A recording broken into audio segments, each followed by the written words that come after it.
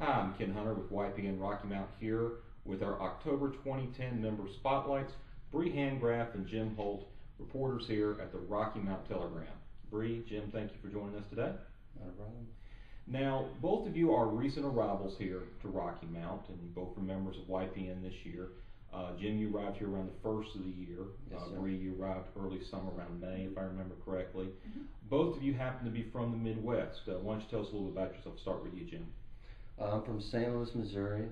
Just graduated MU last winter. What does MU stand for? University of Missouri Columbia Journalism School. One of the top journalism schools in the country. Yes, sir. And I moved up here because my uncle lives in Greenville, so I kind of wanted to have a little bit of family around. And our editor, Jeff Herron, was nice enough, and he let me know about the opening in the education reporter position. Sounds wonderful. Now, Bree, you're originally from the Kansas City area, so why don't you share a little bit about that? Born in California, moved to Kansas City, spent most of my childhood there, ended up going to K-State in Kansas State University in Manhattan, which was quite a difference from big metropolitan of Kansas City going to a small little university town, but loved it.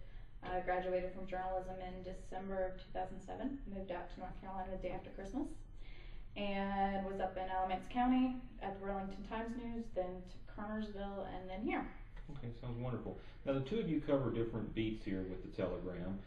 Jim talked a little bit about covering education. What exactly does that entail in terms of your beat here with the paper? Since Rocky Mount sits on the border between Nash and Edgecombe, it's actually covering two different public school districts, and it can get pretty taxing at sometimes. A lot of times, the first of the month, there's two meetings on the same day, and so School board meetings. And so I kind of have to do a triage thing, based on the agendas. But dealing a lot with kids, the teachers are really nice as opposed to Bree's beat. People are much more willing to talk to me. Maybe I don't know if it's the South or what, but a lot of front page stuff, a lot of good picture art worthy stuff. Absolutely. And Bree, you obviously do have a little more challenging beat, as you cover the city beat here. What does that really entail? Yeah, city kind of encompasses a lot of things that start with C. City Hall, crime, courts. It's a lot more of the harder news. Means generally if something happens, a larceny or something like that, I have to cover that. Big murder trial, did that a couple weeks ago. Pretty much city council meetings. This week is public employee. Public power. Mental health awareness week, and fire prevention week. So all those kind of fall into my beat and do stories on that, and it's definitely no 2 days are alike, that's for sure. Now, Jim, I wanted to just ask, a lot of people, we each have worked different types of jobs and different types of schedules, and probably fewer and fewer people realize really what the life of a reporter is like. How would you describe maybe the day of a reporter? Obviously no 2 days are alike, but in general, how would you describe, like when does it start, when does it end, kind of what's the day like? It's definitely not a 9 to 5. Jeff definitely likes us to get 40 hours a week. In this economy, overtime is pretty terrible. But if there's a school board meeting, I'll come in at 10. It basically just depends. Sometimes I get 2-hour breaks during the day, and sometimes I need those breaks to pay bills or get my oil changed or something. But sometimes it's staying here until 10 o'clock, 11 o'clock at night, especially if you're the weekend reporter. It's every fourth weekend you're working the weekend doing obits and things like that. And I don't know. I guess it's just. It can vary. It's obviously not where you're just sitting in an office all day. Obviously, it has a lot of the unexpected. And Jeff really, he doesn't like to see it because if we're sitting in the office, we're not out engaged in the community or covering events. Well, I know both y'all do a great job with that, and I know that the paper itself, has changed over the years, and now has a much greater online presence, including the website as well as the blogs.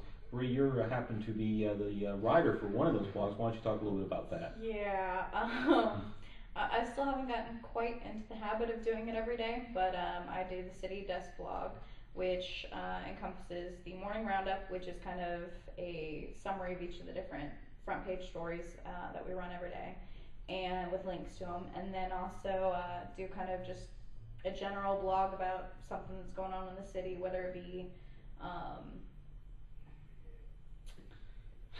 You bring up, it gives you a chance to expand, Yeah. a chance to expand upon some of the stories that you're writing for the Yeah. paper, Yeah. or maybe offer some commentary about some of the things that you kind of see behind the scenes. You Yeah. did, I think the one that probably the most interesting one you did was a couple of months ago when you had that fun event happen Police along chase. the ride along. Yeah, And I think, and obviously, you had to write the story about, the actual incident, but then actually offering some background about what it feels like to just accidentally, happenstancely end up riding in a cruiser going at a high rate of speed down a country road. Yeah, that was kind of interesting, especially given the fact that when that happened, I'd only been here for a little bit over a month, and I'm a city girl, so I hadn't been in rural Nash County especially, but I'm riding along with Nash County deputies, and we're coming from a call and everything's normal and routine, and then suddenly a guy goes past us really fast and ensues, and half the time the deputy doesn't know where we are. I sure don't know where we are, and it was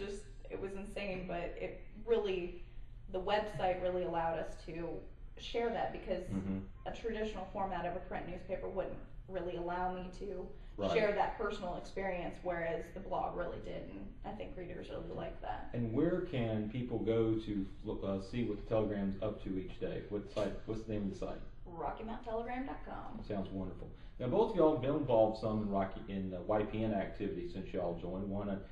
Jim, kind of what was some of the things you've had a chance to do? When I first came up here, I was looking for, there's not a lot of youth, I guess, around here, you could say. I was looking for something to do, and I came to the reception, and since then, I don't know, I met a lot of good people, been hanging out. I remember you came to the bowling back earlier this year. Yeah, the bowling was fun, and been pretty busy, so looking to get back involved. I understand. We got some things coming up this fall, including a couple events we got coming up this month and next. And actually, we got a golf tournament for members. I don't know if you play golf or not, but on October 23rd at North Green, and we're going to get that information out this week. Right. Now, Bree, you've kind of taken advantage of something that we do a lot of in YPN, that's the sports program. Why don't you share some, what do you think about what we're trying to do here?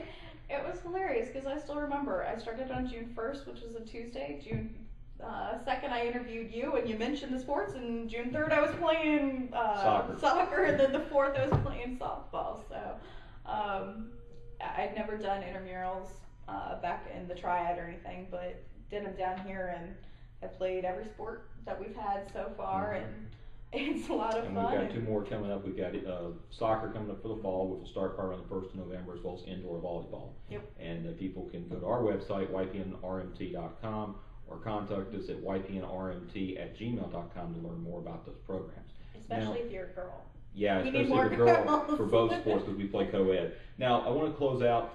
This is, of course, a big time right now for the Telegram, and part of the reason why we picked the two of you, along with both being active in YPN, is the fact that the Telegram is celebrating its centennial here in Rocky Mount, and y'all got some stuff going on in the next couple of days. Why don't you share a little bit about what's going on with the Telegram to help celebrate this occasion?